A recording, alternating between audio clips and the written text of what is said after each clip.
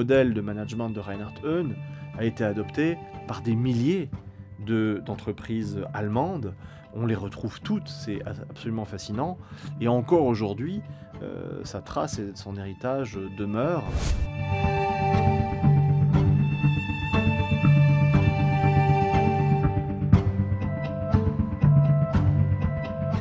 Reinhard Heune est tout à fait emblématique d'une carrière allemande, c'est-à-dire ces gens qui ont prospéré sous le nazisme et qui, après quelques temps de discrétion, après 1945, ont su se recaser grâce à des réseaux de solidarité qui étaient présents partout, dans le public comme dans le privé.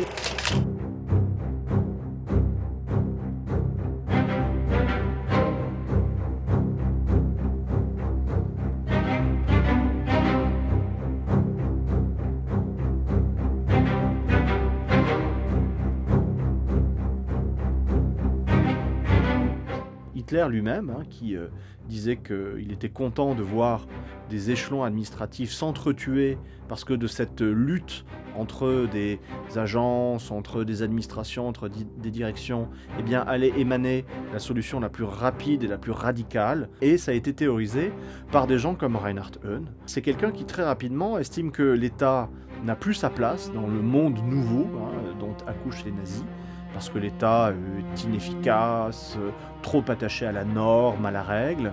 Il faut au contraire remplacer cet État par des agences. Donc lui, il théorise ça, mais c'est ce que font les nazis dès 1933.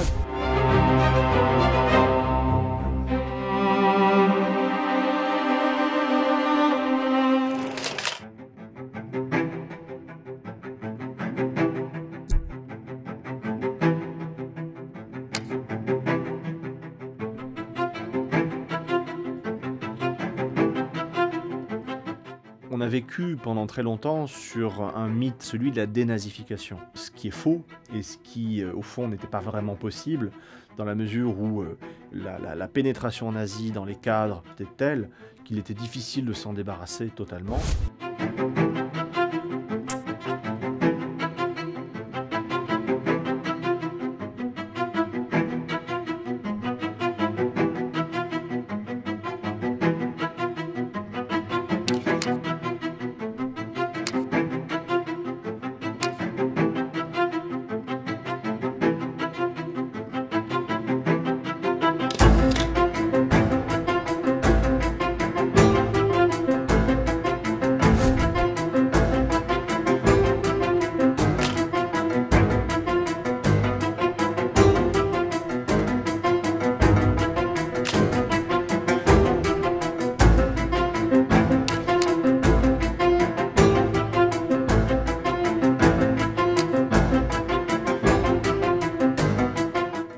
La fin définie, l'objectif défini, le calcul des moyens était laissé à l'appréciation du subordonné.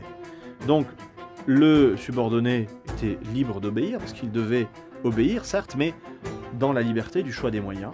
Ce qui avait une conséquence, c'est que s'il échouait, comme il avait la liberté, il avait également la responsabilité. Donc ça fait peser sur les échelons inférieurs la responsabilité totale de la réussite et aussi de l'échec de la mission.